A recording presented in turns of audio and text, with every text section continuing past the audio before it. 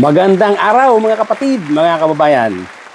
Welcome to my small channel. This is EJ Morse at thank you for joining me today. Lalong-lalo na yung ating mga kababayan sa lahat ng panig ng mundo na nagtatrabaho at nagpapakahirap, nagsasakripisyo para sa kanilang mga mahal sa buhay dito sa Pilipinas. Kumusta na rin sa ating mga kababayan dito sa Pilipinas na nandiyan sa iba't ibang panig ng ating bansa. Para dun po sa ngayon lang nakapasyal sa channel ko, kindly subscribe, kindly hit the notification bell.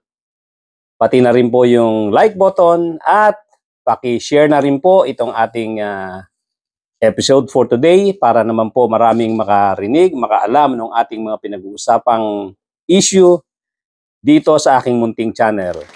Bago po tayo mag-umpisa, yung aking usual EJ Morse prayer para paalalahanan ang ating mga manggagawa sa pamahalaan at ang ating mga public servants. Here it goes. Sa lahat ng mga manggagawa sa pamahalaan, sa lahat ng mga public servants, tama na ang pagyayabang, itigil ang pagiging arrogante, irespeto ang batas, irespeto ang mamamayan, huwag magnakaw, huwag maging tamad, maging mapagpakumbaba, pasweldo kayo ng taong bayan. Kami ay nakamasid, di namin kayo tatantanan. Again, thank you so much at tuloy-tuloy na po tayo. Ang gusto kong i-discuss sa inyo ngayon ay tungkol dito sa hindi matapos-tapos na pagsusumikap ditong si Presidential Sister Amy Marcos na mapunta sa limelight. Ayaw tigilan itong pag-iimbestigang ginagawa niya tungkol dito sa legality ng pagkakaaresto ng kanilang poon na si Rodrigo Roa Duterte. Kasama na rito sa mga natsutsua ay sina Senator Cayetano, Senator Jinggoy Estrada, Senator Bato de la Rosa at Senator Bongo. So alam na alam nyo na bakit.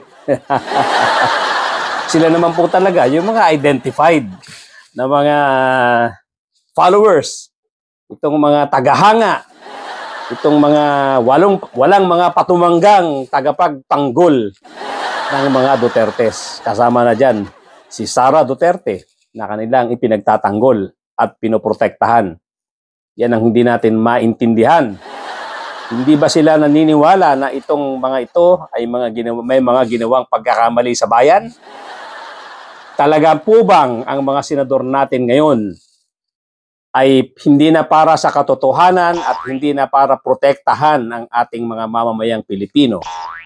Kundi tingnan ang mga personalidad na kanilang hinahangaan. Mga personalidad na sa tingin nila ay worthy na maging poon. At sa tingin nila ay wala nang ginagawang pagkakamali. Yan po ang mga taong walang patumanggang nagtatanggol dito sa former President Rodrigo Duterte at nagtatanggol na rin dito kay Sara Duterte, ang ating Vice President. At ang alam ko, meron na namang parating na hearing. Akala ko nga tapos na yan. Meron na namang gagawing hearing, kung di ako nagkakamali, ay sa susunod na araw sa April 10. Pero ang ating topic ngayon ay tungkol nga dito sa kanilang mga komento or sa kanilang stand bilang mga kapanalig ni Digong Duterte na nagsasabing illegal nga ang pagkakahuli nitong si Digong Duterte. Kine-question nila yung pagkakaaresto at pagdala sa dahig. Sinasabi nga nila, ito daw ay surrender ng ating sovereignty. Ang pagsuko ng ating sovereignty dahil sa pagkakadala ni Digong Duterte doon sa dahig. At malapit na nga mag-umpisa ang kanilang paglilitis doon. Pero, bakit kasi itong mga tagahanga ni Digong Duterte na to ay hindi man lang naglalagay talaga ng neutral at isang international law expert. Sila ang nagdidiskusyon Well, naglagay sila ng isang attorney doon na napaka one-sided naman. Lahat ng sinasabi ay lahat pabor dito sa kalagayan ni Digong Duterte. Ang isa kong napanood na magandang programa ay itong programa ni Attorney Jimeno, Karen Jimeno at Attorney Toledo. Na ang kanilang guest ay itong si the former Associate Justice ng Supreme Court na si Adolfo Ascuna. Ito ay naging justice noong 2002 hanggang 2009. Ito dapat yung mga tinatanong at ini-involve diyan sa mga ganyang klaseng investigasyon para neutral. Marinig natin ang katotohanan. Hindi yung lahat pabor sa kanila, lahat ng mga tanong at nagagalit pa sila pag hindi pabor sa kanila yung mga sinasagot. Ito nga si Jingo Estrada, pilit pinagdidiinan itong si General Torre. Na of course, hindi naman magpapadaig o hindi magpapadiin itong si General Torre dahil alam niya nasa tama ang kanilang ginawa. At siya naman ay napag-utusan lang. Kaya hindi ko rin maintindihan kung bakit itong si Jingo Estrada ang pinagdidiinan ay itong si General Torre na isa lang naman na nag-implement ng warrant of arrest. Bakit hindi niya bakbakan yung mga boss mismo ni General Torre? Naando doon si DILG Secretary John B. Cremulya. Naando doon yung Justice Secretary si Crispin Boy Rimulya. Bakit hindi yun ang pagtatanungin mo, Jingo Estrada? Ang binabakbakan mo yung general. Pinagdidiinan mo palibhasa, alam mo ay hindi sasagot ng balagbag. Dahil natural, mas mababang empleyado ng gobyerno yan kukumpara sa'yo dahil isa kang senador. Kaya lang, kung gusto mo ng level playing field, dapat ang binakbakan mo itong si Secretary ng DILG, si SILG Remulla. Hindi itong si General Torre. Ipinagdidiinan mo dahil sinasabi mo, ginawa rin sa inyong mag-ama yan, yung ginawa pag-aresto ng mga pulis. Wala namang kinalaman doon si General Torre. At saka yun na nga, yung mga pulis na yan, para lang alam mo, baka hindi mo lang alam, Senator Jinggoy, yung mga yan, nag-i-implement lang ng utos sa kanila. So, hindi mo pa pwedeng pakiusapan yan na ganito, ganyan ang gawin dahil may order yan galing sa taas. Hindi mo pwedeng bakbakan yan doon dahil sa ginawa nilang pag-aresto. Kung ano yung mga aksyon na ginawa nila, yan ay may utos sa nakakataas sa kanila. Kaya yung sinasabi mong na-experience yung mag-ama ni Erap Estrada, natural, yung mga pulis na gumawa ng pag-aresto sa inyo, napag-utusan din lang. Kaya inappropriate or at least you're barking at the wrong tree kung ang babakbakan mo yung mga pulis. Bakbakan mo yung mga boss nila. Yun ang bakbakan mo. Dahil walang magagawa na binabakbakan mo yung mga tagasunod kung ano inutos sa kanila. Walang iniwan yan doon sa nagpapagawa ka ng bahay, nagkamali ng pagkakabit ng tiles yung mason, binabakbakan mo yung mason. Ang bakbakan mo, yung kontraktor. Kung may engineer doon, yung engineer ang bakbakan mo. Kung wala engineer doon, nandun yung foreman ang bakbakan mo. Hindi yung diretso ka doon sa laborer. Diretso ka doon sa installer. Mali. Kung gusto mong umayos yung pagpapasunod, kung yan man ay construction ng bahay, kung gusto mo maging maayos ang sistema, ang bakbakan mo yung pinuno niya. Yung kausap mong kontraktor, yung kausap mong engineer, o yung kausap mong foreman. Kung wala talaga yung kontraktor o yung engineer. Ganon din dito sa mga pulis. Sumusunod lang yan sa utos sa kanila. Kaya useless, ipagdikdikan mo yung gusto mo mangyari. Dahil hindi ka susundin ng mga yan. Hindi ka susundin ng mga yan. Ang susundin yan, yung nag-utos sa kanya na boss niya. In this case, maaaring si Marbil ang pwede mong bakbakan Pero si Marbil, siyempre, hindi pa rin siya ang big boss. Ang pinaka-boss dyan, SILG. Bakit hindi mo tinitira, hindi mo binabakban si SILG, John Vic Rimulya? Dahil ba, kayang lumebel sa'yo ni John Vic Rimulya, ni SILG, John Vic Rimulya. At ang mga Rimulyas, medyo, medyo tigasin yan pagdating sa Cavite. Maraming boto yan. Kaya ba hindi mo masaling? Malaki ang sakop niyan na marami-raming boto ang kayang ibigay ng mga Rimulya diyan sa mga tumatakbong kandidato. Ganyang ka-powerful ang mga Rimulya. Kaya ba hindi mo sila binabakbakan? Ang binabakbakan mo yung laborer. Binabakbakan mo yung installer. Hindi mo bakbakan yung contractor o yung engineer. Wrong. You're barking at the wrong tree. Alam mo, hindi ka sasagutin ng pabalagbag ni General Torre. Kaya binabakbakan mo, at least siga ka sa telebisyon. Astig ka sa mga masa na nanonood na hindi masyadong naiintindihan yung sistema, hindi naiintindihan yung protocol. Pero sa mga nakakaintindi, cheap ang dating mo. Ang bakbakan mo yung boss, hindi yung trabahador. Wala sa lugar yan. Ganon din itong si Cayetano. Site ng mga, kung ano-anong mga batas tungkol sa illegality daw ng pagkakaresto, doon sa walang due process, etc.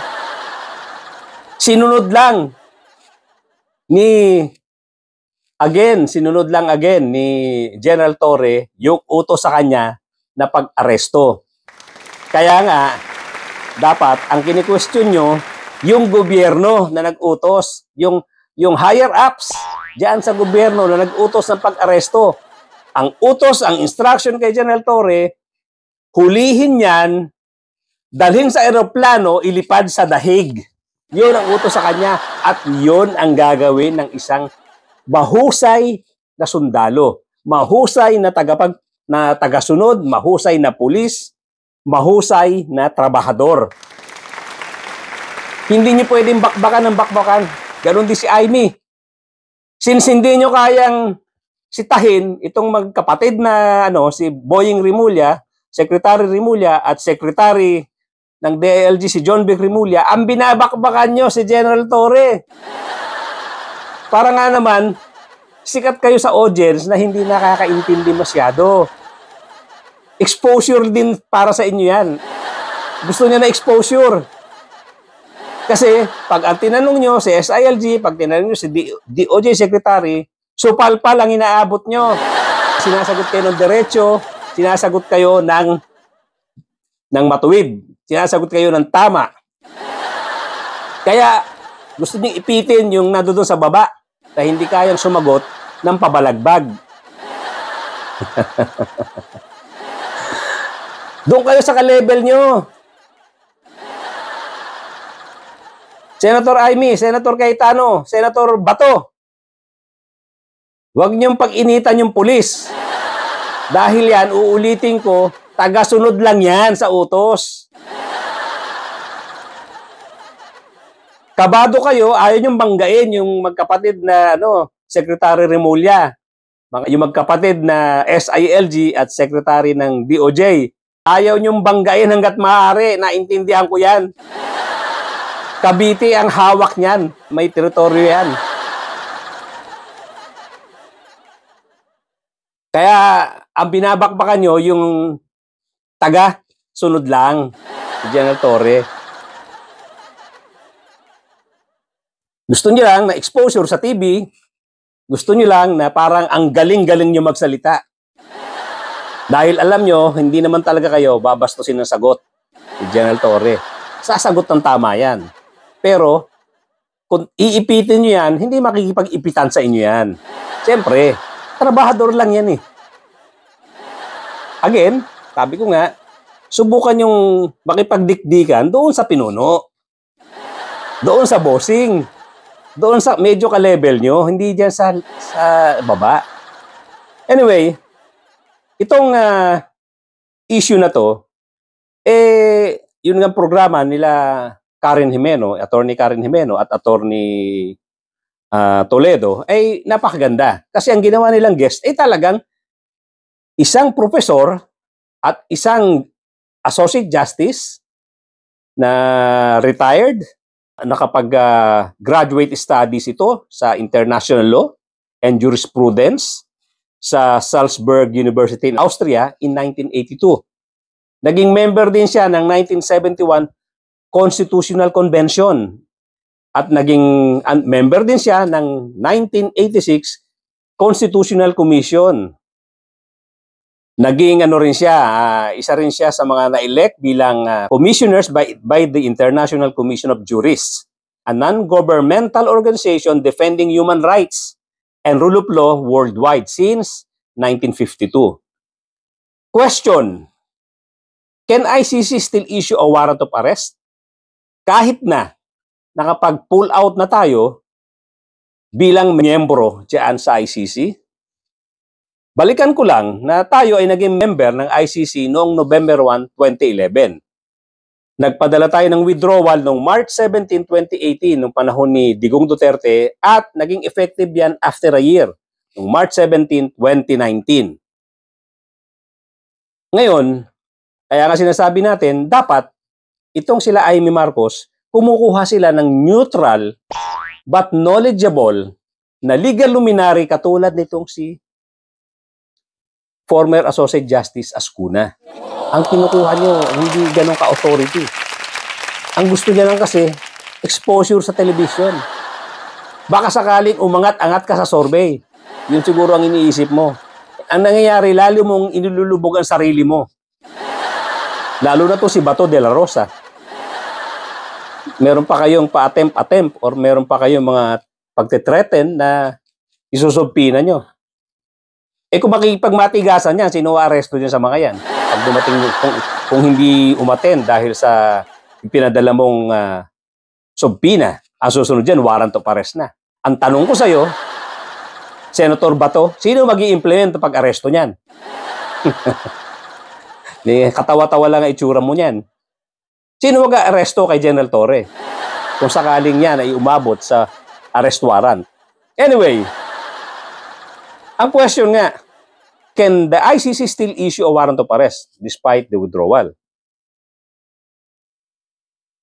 Tingnan natin, panoorin muna natin ng buo yung mga sagutan nila Attorney Jimeno at Attorney Toledo at yung mga idea or mga opinion nitong napakagaling na Associate Justice Adolfo Ascuna.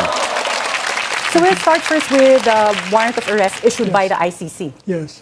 Do you see any infirmities? What is your legal analysis of the warrant itself? A warrant of arrest issued by the ICC was issued pursuant to its jurisdiction over crimes against humanity committed in the Philippines during the period when we were parties to the Statute of Rome. That is from 1 November 1911 to 16 March 2016. Okay. Only for crimes against humanity, genocide, war crimes, and aggression.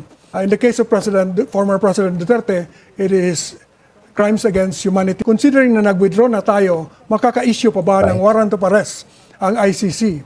The answer is yes, if it falls under Article 127, Paragraph 2 of the Statute of Rome, where it says that even after withdrawal, the withdrawing state continues to be obliged to cooperate with the ICC in relation to matters already under consideration by the court before withdrawal. So yun nga, tungkol sa tanong na valid pa ba or pwede pa bang mag-issue ng arrest warrant itong ICC despite the withdrawal?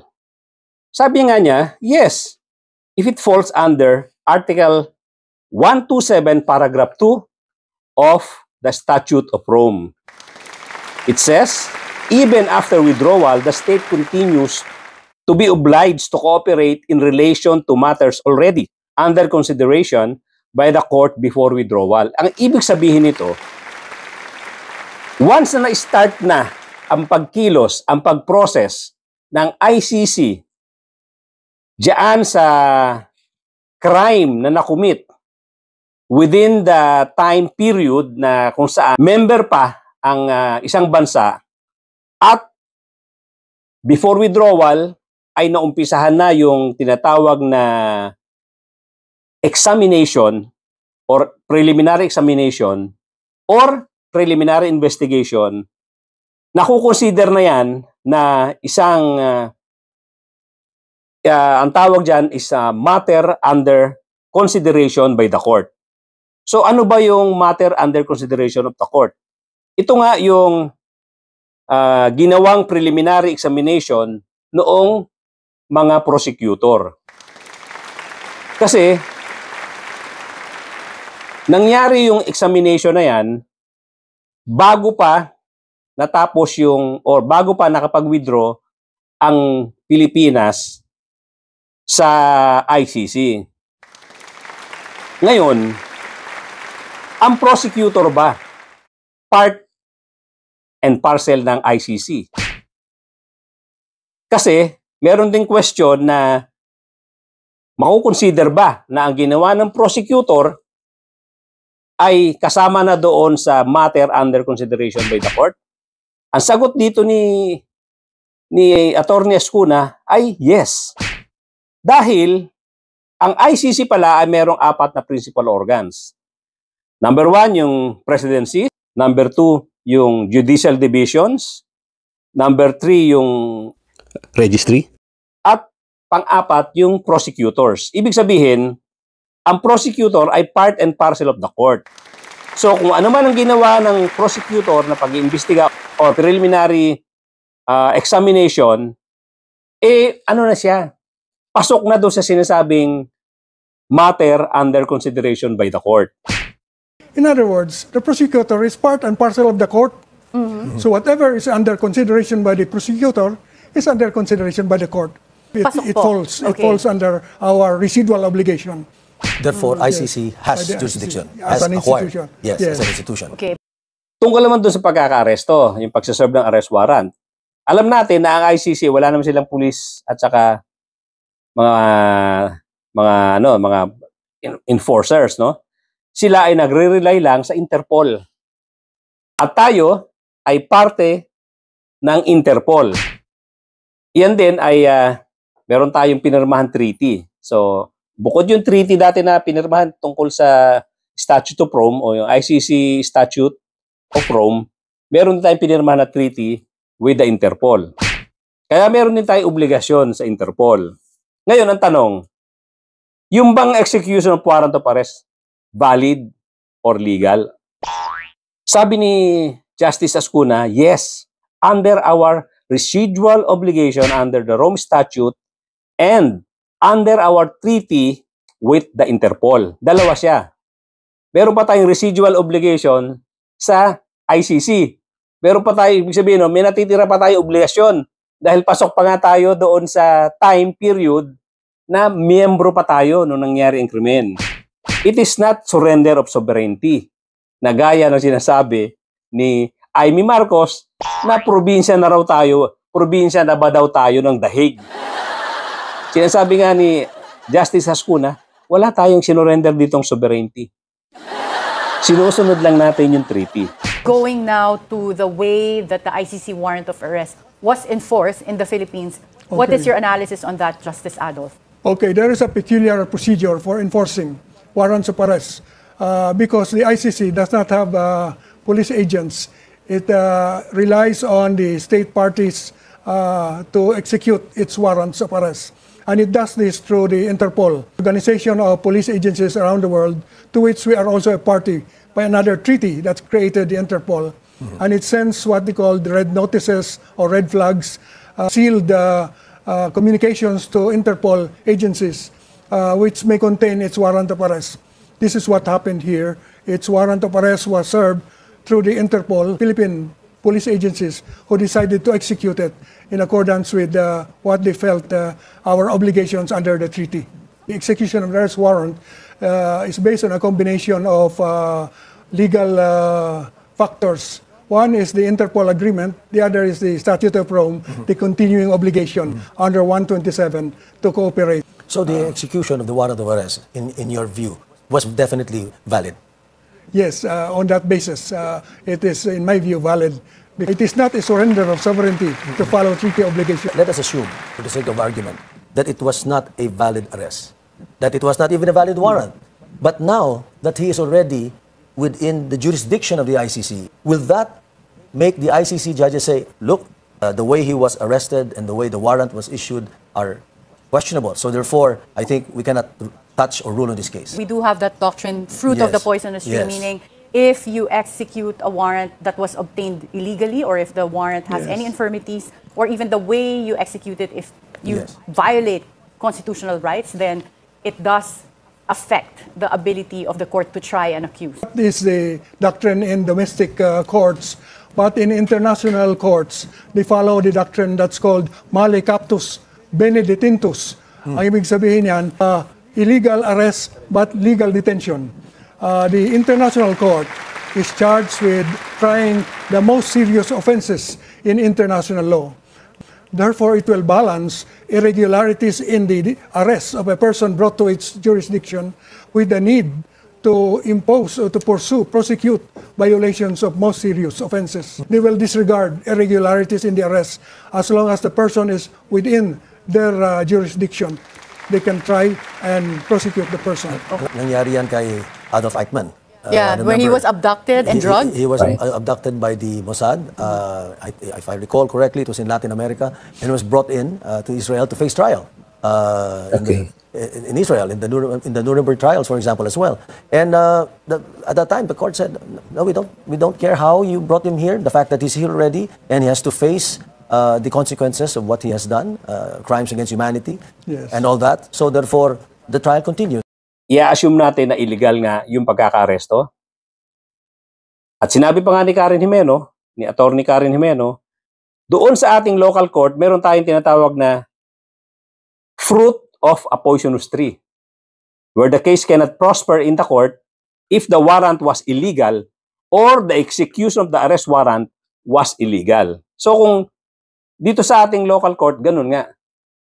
Yun nga tinatawag na fruit of poisonous tree. Ibig sabihin, once hinuli ka, pero ang pagkaka-aresto ay illegal, wala kang proper warrant of arrest at for so many reasons, or hindi ka nabasahan siguro ng Miranda rights, at kung ano-ano pang elemento para maging legal ang pag-aresto sa'yo, hindi na ibigay sa iyan ng mga pulis umaaresto sa'yo.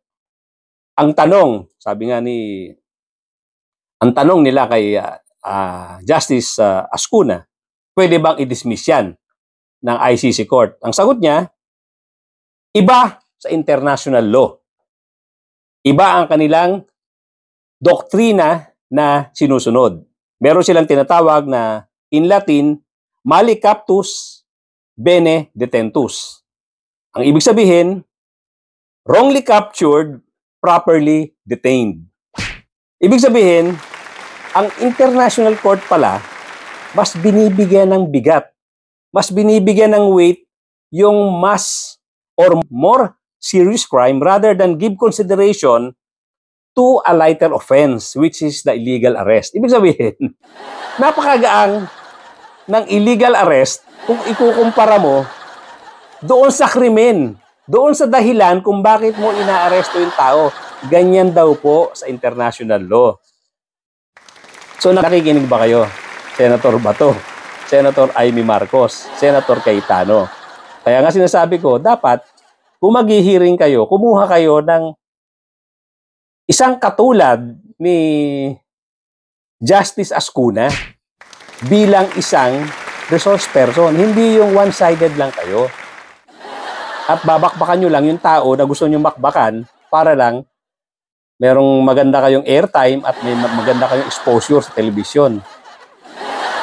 Pero kulang kayo sa tamang information na ibibigay sa mga nanonood.